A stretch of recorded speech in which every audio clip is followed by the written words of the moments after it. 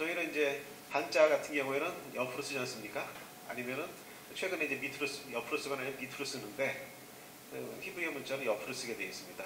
그렇게 보면은 다 초자가 알렙이 8절까지 다 알렙이죠. 그래서 마치 다 기역인 것처럼 기역자로 다 시작되는 겁니다. 그리고 9절부터 16절까지는 똑같이 우리에 따지면 니은에 해당될 텐데 배, 알렙 배지 않습니까? 배로 시작이 되어 있어요. 그래서 다 똑같은 그런 형태로 되어 있습니다. 그래서 이 시편 119편이 상당히 정교하다라는 것을 제가 보게 되는데, 그러면 이 시편을 한 번에 단숨에 써내려갔을까 하기 쉽지가 않았을 겁니다. 이 시편 기자가 한 수씩 또는 한 글자씩 묵상하면서 이렇게 쓴 겁니다.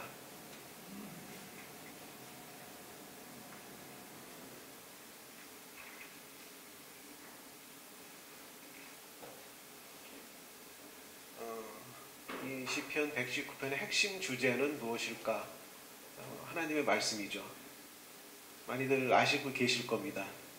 그런데 이 하나님의 말씀을 단순하게 그냥 나열한 것인가? 그렇지가 않아요. 내용을 보시면은 그렇지가 않아요. 이게 뭔가가 깊이 대화하는 내용들이 많거든요. 그래서 하나님과 시편 기자 사이에 신앙생활하면서 생긴 깊은 문제들, 대화가 되겠죠. 경험들, 그리고 고뇌들, 또 어떤 절망의 그런 시간들, 그리고 이 주님을 잘 섬기고자 하는 그런 열망 있지 않습니까?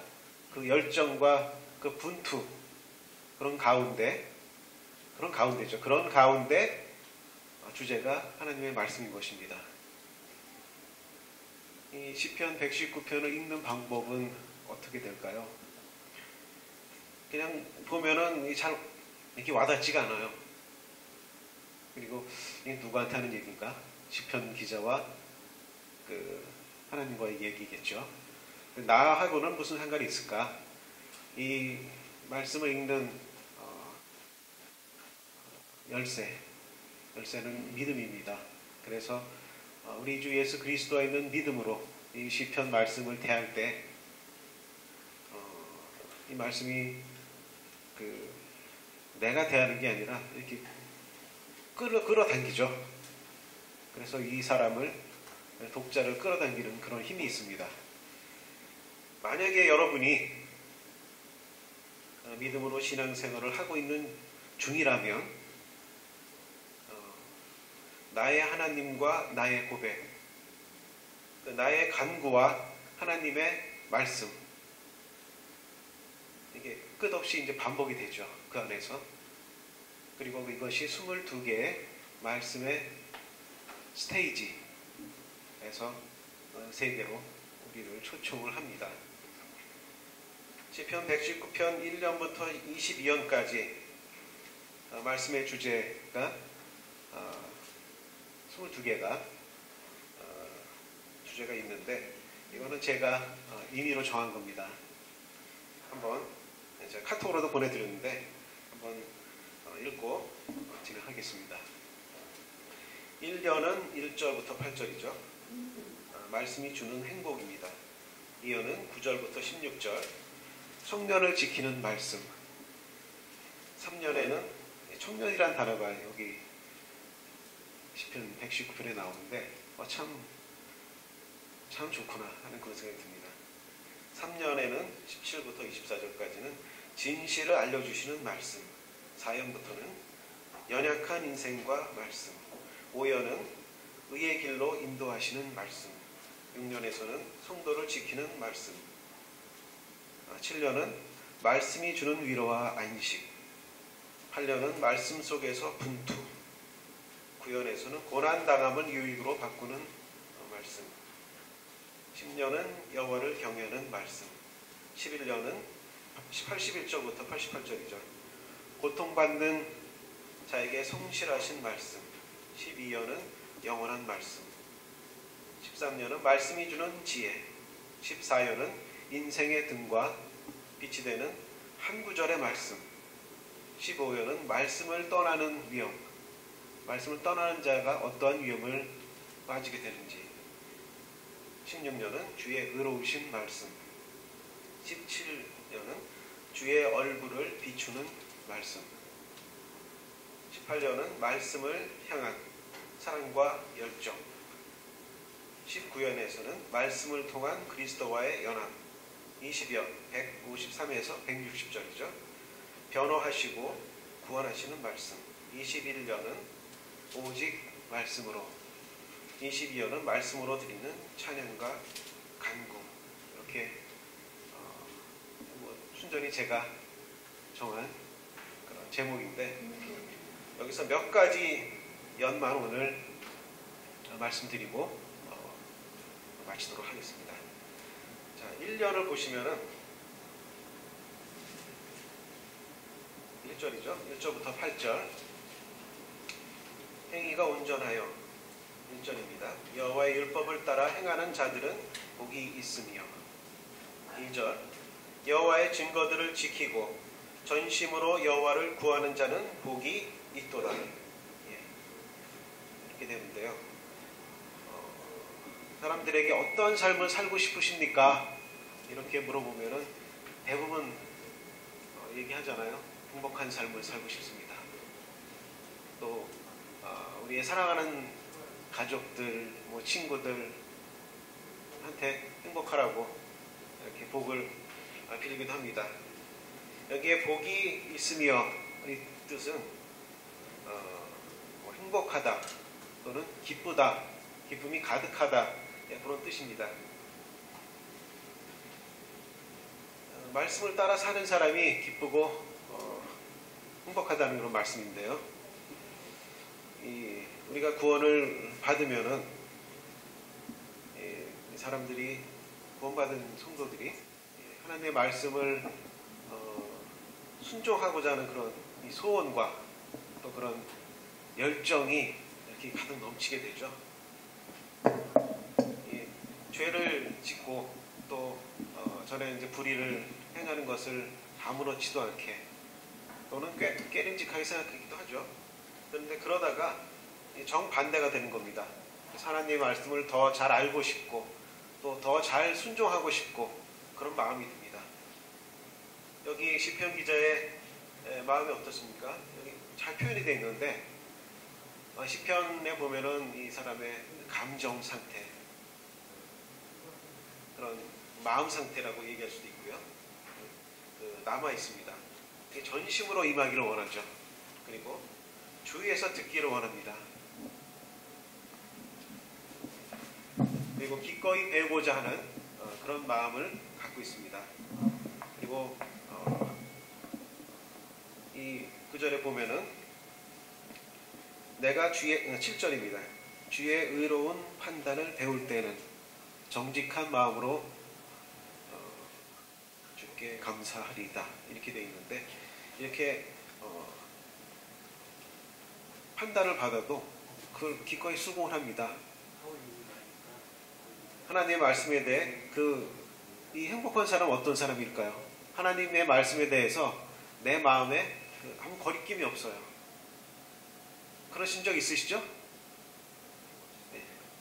말씀하실 수 없는 상태이신 것 같아요, 지금 보니까. 네. 네. 만약에 그렇다면 그러면 여러분들이 참 행복한 사람인 겁니다. 빌립보서 2장 17절에 만일 너희 믿음의 제물과 봉사 위에 내가 나를 관제로 드릴지라도 나는 기뻐하고 너희 무리와 함께 기뻐하리니. 하나님의 말씀에 순종하는 것이 너무 기쁜 분들이 계시죠.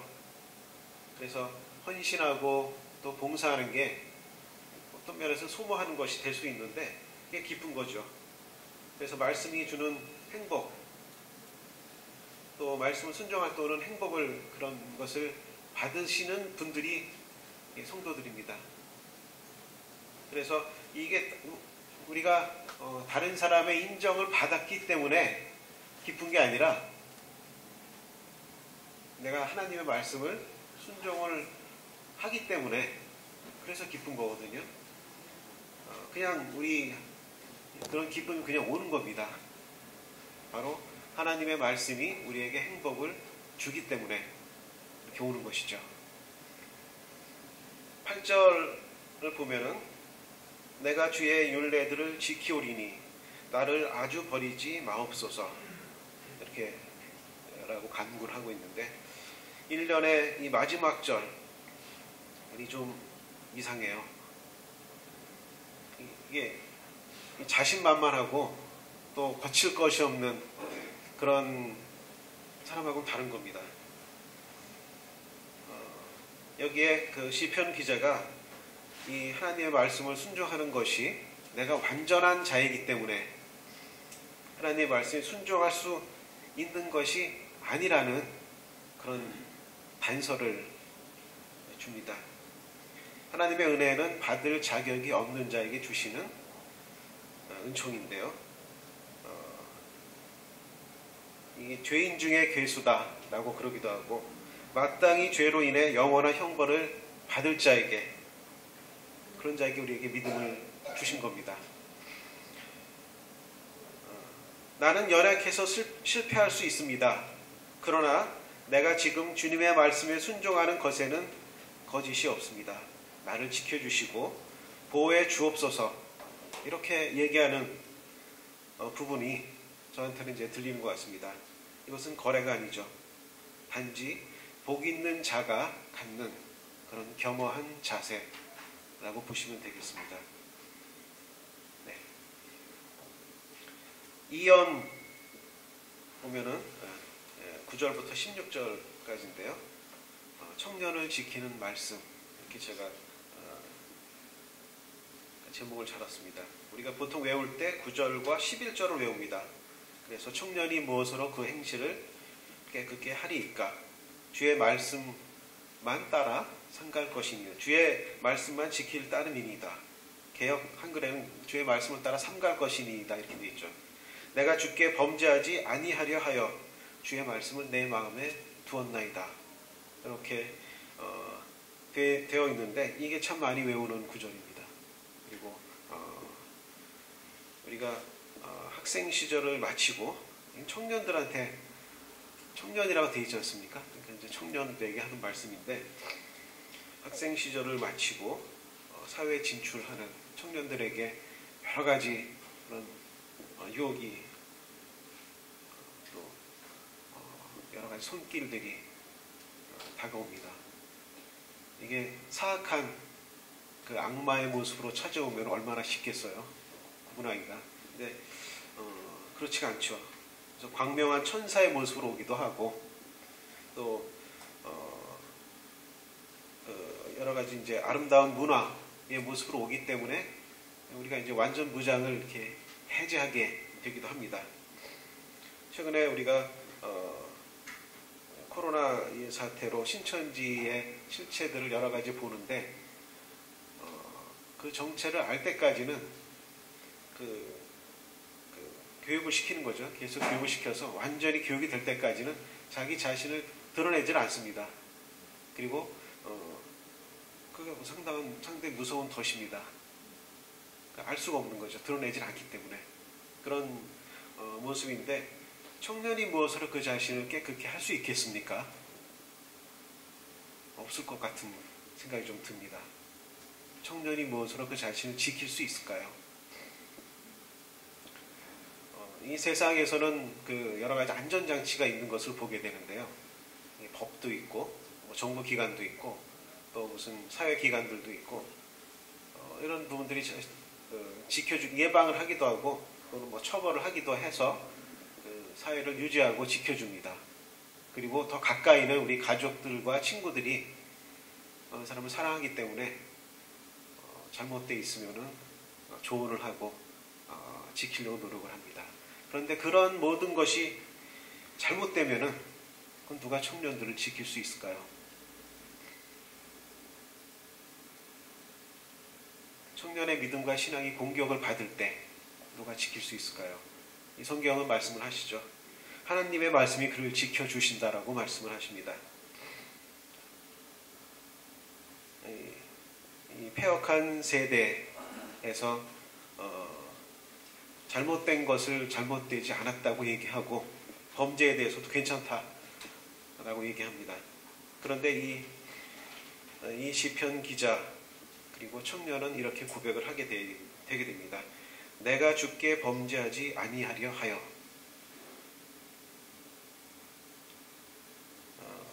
내가 사람과 사람 사이에 잘못된 것을, 법률은 이제 사람과 사람 사이에 이제 분쟁을 다루는데,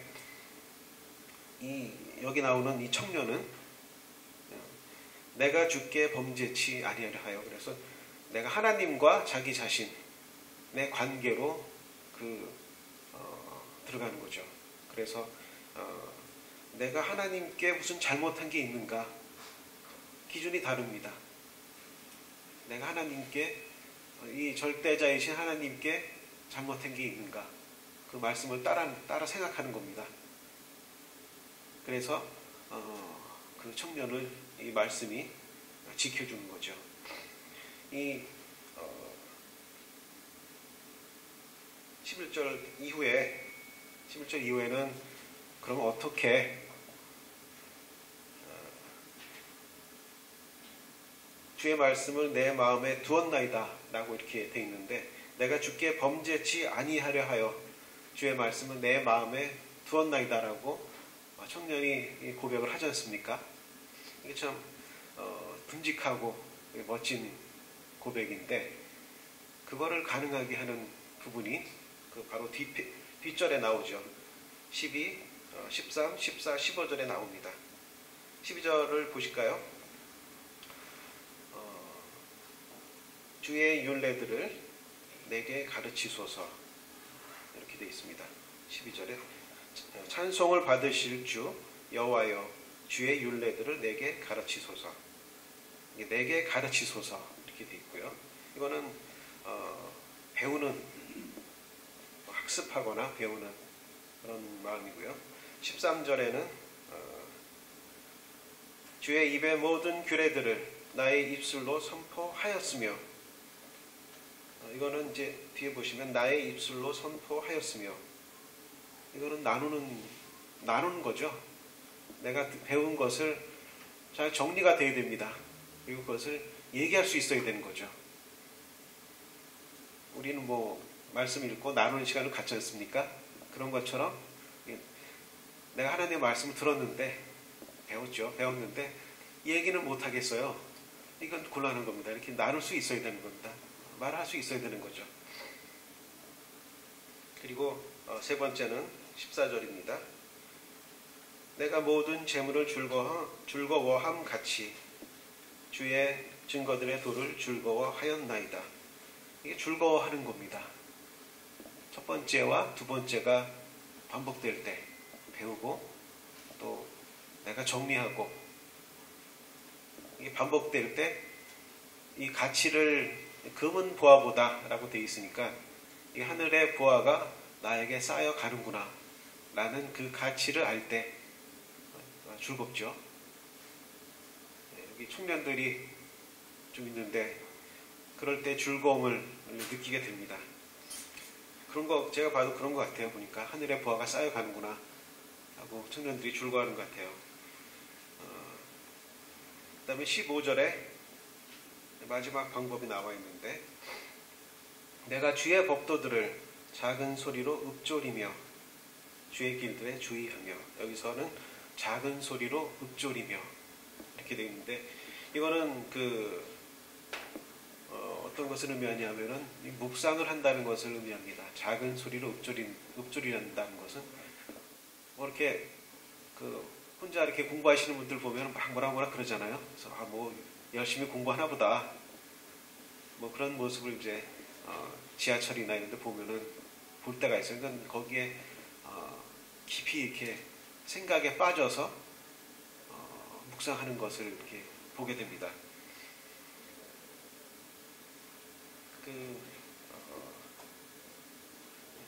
많이 나와요. 여기에 이 작은 목소리로 읊조린다는 구절이 여기만 있는 게 아니라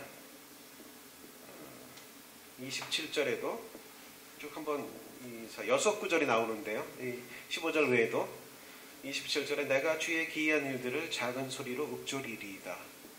48절에 주의 율례들을 작은 소리로 읊조리리이다. 78절에 주의 법도들을 작은 소리로 읊조리리이다. 97절에도 내가 그것을 종일 작은 소리로 읊조리리이다. 99절에도 내가 주의 증거들을 늘 읊조리므로 148절에도 주의 말씀을 조용히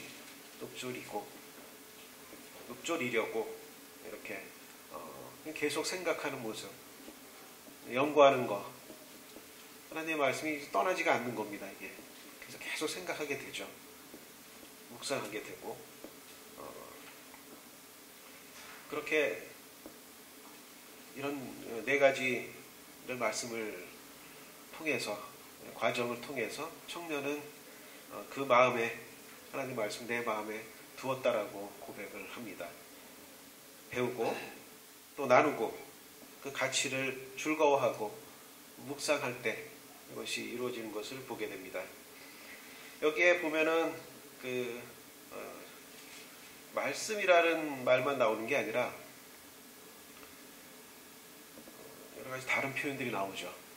규례라든가 율례, 주의 입에 모든 규례, 증거, 주의 법도, 여호와의 율법, 명령, 여호와의 판단, 교훈하심, 주의 길, 이렇게 여러 가지로 표현되어 있는데 이게 저는 이게 다 하나님의 말씀이라고 생각을 합니다. 하나님의 말씀에 대한 다른 표현들이죠. 여러 가지 다른 표현들을 쓴 겁니다.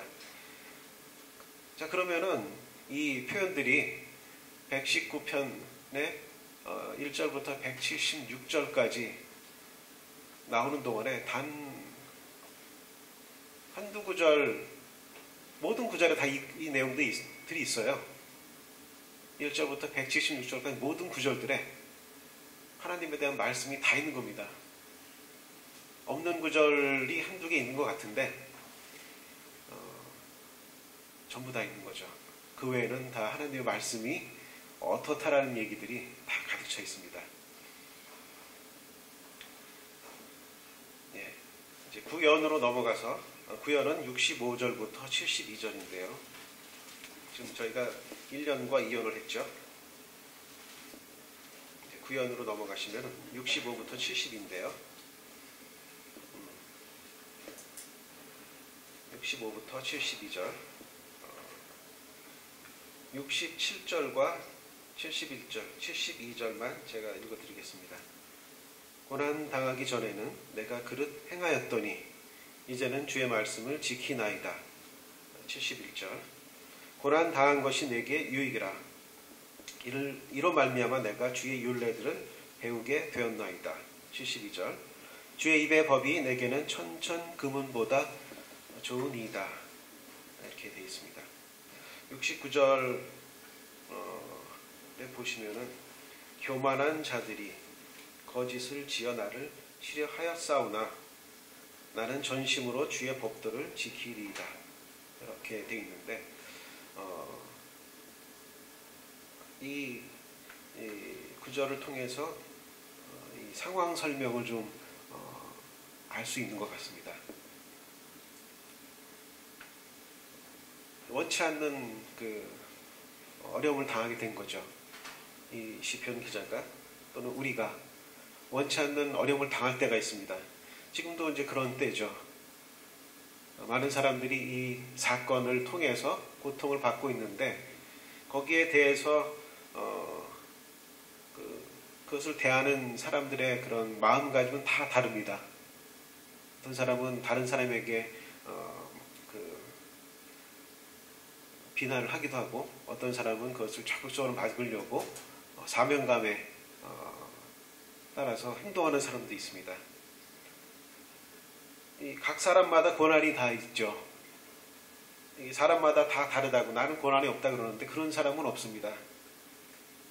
하나님이 인생을 그렇게 지으신 것 같기도 하고 또는 이런 것들을 다 허용하신 것 같기도 합니다. 그래서 그 이유는 알 수가 없어요.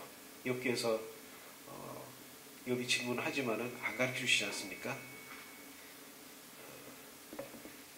그런데 이 고난의 시기가 하나님의 말씀을, 이 본문에서는 하나님의 말씀을 배우는 하나님의 학교라고 말씀하고 있습니다. 내가 고난을 겪고 난 다음에 좀 배웠다, 이렇게 이제 굳이 요약을 하면은 그렇게 되는데, 만약에 누군가가 이 학교에서 도망을 가면은, 공부하기 싫으면 도망가지 않습니까? 고통이 싫다고 모른 척 한다거나, 이건 나한테 일어난 일이 아니야, 이렇게 애써 거부한다거나, 그러면 이 학교의 의미가 사라지게 됩니다. 즉, 하나님 말씀 우리에게 주시고자 하는 유익이 있는데 그거를 못 받게 되는 거죠. 그래서 이런 고난이 올 때 그것을 기꺼이 받아들이고 하나님이 나에게 허락하신 시간이라고 이렇게 생각을 해야 됩니다. 이 본문의 말씀은 이렇게 얘기하고 있죠. 그 가치는 72절이죠. 그 가치는 천천의 금은보다 좋다고 이렇게 말씀하고 있습니다. 고난은 우리 인생의 주권자가 계심을 알게 해주시는 것이고요. 우리가 그분 앞에 겸허하게 서게 합니다. 그 앞에 서야 되는 거죠. 그리고 이 모든 고난 가운데 함께 하신다는 것을 알고 또 지켜주십니다. 진리를 알지니 진리가 너희를 자유케 하리라. 고난은 진리의 말씀으로 우리의 마음을 집중하게 하고 또 그것을 경험하게 합니다. 고난이 계속 옵니다. 고난이 계속 오게 되어 있습니다. 그러나 진리의 말씀도 계속해서 함께 우리에게 온다는 것입니다. 이 관련해서 14연이 105절부터 112절까지인데요. 같이 한번 나누기를 원합니다. 투자가 비슷하죠. 105절부터 112절. 만약 저에게 이 119편 중에서 어떤 구절이 가장 마음에 드십니까? 이렇게 물어보신다면은 저는 이 구절을 말할 텐데요. 105절. 주의 말씀은 내 발의 등이요 내 길의 빛이 나이다. 이렇게 말씀드리고 싶습니다. 참 많이 보는 그런 구절입니다. 실제 우리 인생들에게 얼마나 큰 힘을 주신 그런 말씀이었을까, 이런 생각을 해봅니다. 많은 일들이 발생을 하는데 어렸을 때부터 시작해서 나이가 들 때까지 많은 일들이 발생을 하죠. 좋은 일도 있고 나쁜 일도 있고 뭐 행복한 시간도 있고 슬픈 시간도 있고 많은 일들이 발생을 하는데요. 이게 어떤 때는 이제 한치 앞을 알 수 없는 그런 때가 있습니다. 근데 두 가지가 필요한데요. 첫 번째 뭐냐 하면은 내가 한 걸음을 걸을 수 있는, 딱 한 걸음만 있으면 됩니다. 한 걸음을 걸을 수 있는 등. 그리고 또 한 가지는 어느 쪽을 향해서 걸어야 될지 보여주는 빛이 있어야 됩니다. 이쪽으로 갈지 이쪽으로 갈지. 한 걸음을 걷지만은 한 걸음 앞에 있는 내디딜 수 있는. 그래서 이 본문의 말씀은 주의 말씀은 내 발의 등이요 내 길의 빛이니이다라고 말씀을 하고 계십니다. 저는 이 말씀 볼 때 한 구절, 우리가 많은 구절이 아니라 많은 구절을 배우는데 그냥 딱 한 구절이면 되는구나 하는 생각을 여러 번 느낄 때가 있습니다. 그리고 여러 성도님들의 간증을 들어봐도 한 구절의 말씀이에요. 어떤 구도자가 아니면 어떤 불신자가 예수 그리스도를 믿는 데는 과정은 복잡하죠. 복잡한데 딱 한 구절이에요. 이 한 구절의 말씀이 그에게 역사할 때 거듭나게 되는 겁니다. 주의 말씀은 내 발의 등이요 내 길의 빛이니이다. 어떤 선교사들이든지 개척을 하시는 형제 자매님들도 한 구절 말씀을 가지고 가시죠.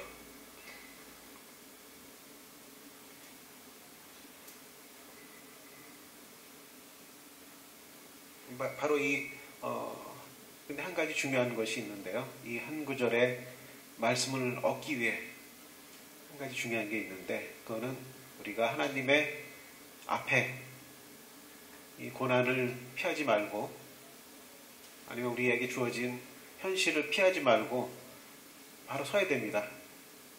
그래야지 그에게 이 한 구절의 말씀을 주시는 거죠.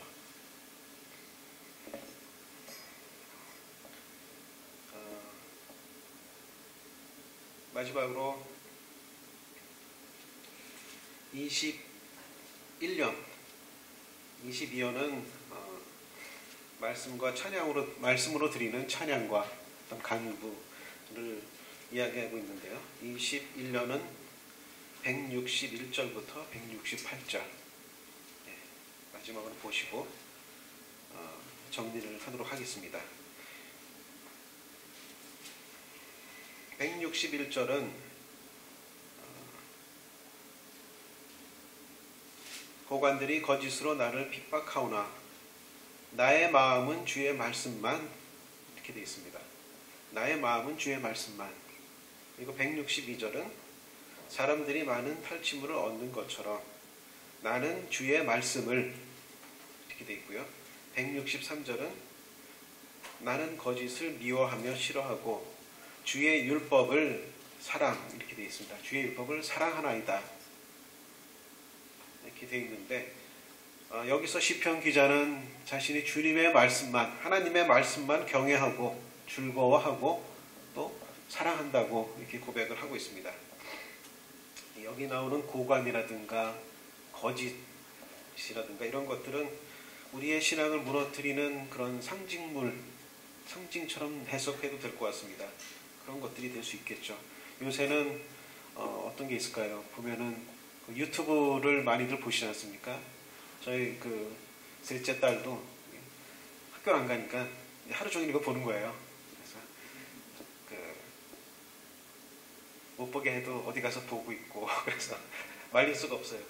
그런데 여기에 보면은, 유튜브에도 보면은 뭐 여러 가지 성경 강해라든가 설교도 나와 있고 좋은 내용들이 많이 있습니다.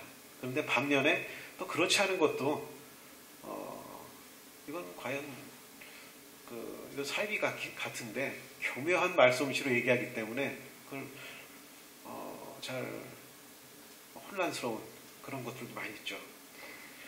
성경을 인용하는 것 같은데 또 아니고, 그런 것 속에 자신의 거짓교리나 신념들을 포함시키는 것을 보게 됩니다. 저는 여기서 종교개혁이 있던 1520년 10월 달에 마틴 루터가 종교개혁이 오직 믿음으로, 오직 말씀으로 오지 않습니까? 교황한테 편지를 쓴 내용을 한번 일부분을 읽어드리겠습니다. 교황 레오 10세에게 편지를 썼는데요. 주요한 내용은 뭐냐면 하나님의 말씀이죠. 하나님의 말씀으로 이 고관이지 않습니까? 이 교황은 그리스도인의 믿음과 자유를 논증하는 내용입니다. 이 편지 형태로 띄었는데 책 한 권짜리예요. 그래서 옛날 사람들은 편지도 참 길게 썼다, 이런 생각이 좀 들었는데 아주 일부만 제가 발췌했습니다. 로마에 계신 교황 레오 10세에게 마틴 루터는 우리 주 그리스도 예수 안에서 구원이 있으시기를 바라나이다. 아멘. 중략하겠습니다. 한때는 하늘의 문이었던 로마 교황청은 이제 지옥에 열린 입구가 되었습니다. 중략하고요.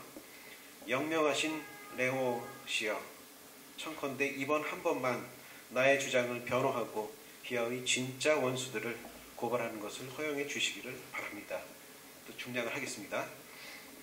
그리스도를 전하는 것은 믿는 이들의 영혼을 먹이고 의롭게 하여 자유롭게 하고 구원하는 것입니다. 우리가 입으로 주를 시인하면 구원을 얻습니다. 로마서 10장 9절. 또한 주님의 부활을 믿으며 의롭게 됩니다. 로마서 10장 4절.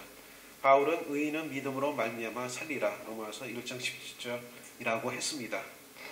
그러므로 행위가 아니라 오직 믿음으로 의롭게 되며 자유를 얻는 것입니다.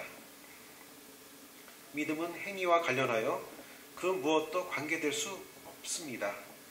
행위에 의해 의롭게 된다면 믿는 것은 바알과 여호와 사이에서 머뭇거리는 것입니다. 열왕기상 18장 21절. 우리가 그리스도를 믿는다면 그로 인해 죄 사함을 받고 의롭게 됩니다. 구원을 위해 우리가 행해야 할 일은 무엇인가요? 없습니다. 오직 하나님의 보내신 자를 믿는 것입니다. 요한복음 6장 29절. 이렇게 한 부분을 발췌를 했는데 이 내용은 책 한 권짜리 좀 긴 내용입니다. 만약에 당시에 교황청과 대립한다는 것은 목숨을 거는 것하고 다를 바가 없죠. 그리고 여러 그 당시에 그 상황을 봤을 때도 목숨을 걸고 한 겁니다.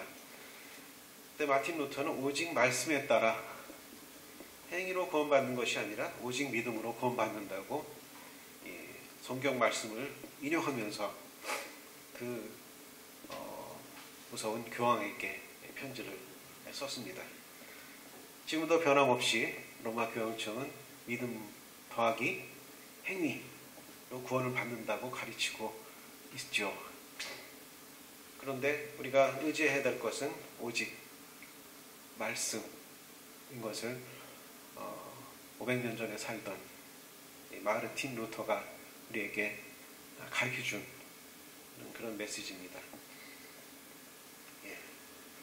오늘 제가 시편 119편에서 말씀을 드렸는데요. 이 말씀을 잘 읽으시고 또 이 믿음의 열쇠를 가지고 대할 때 시편 말씀은 여러분들을 그 생동감이 있는 그런 세계로 초청을 할 것입니다. 살리는 것은 영이니 육은 무익함이라. 너에게 이런 말이 영이요 생명이라. 행복하기를 원하시죠? 하나님 말씀을 가까이 하시면 됩니다. 청년이 무엇으로 그 행실을 깨끗게 할 수 있을까요? 주의 말씀을 자기 마음에 두는 겁니다.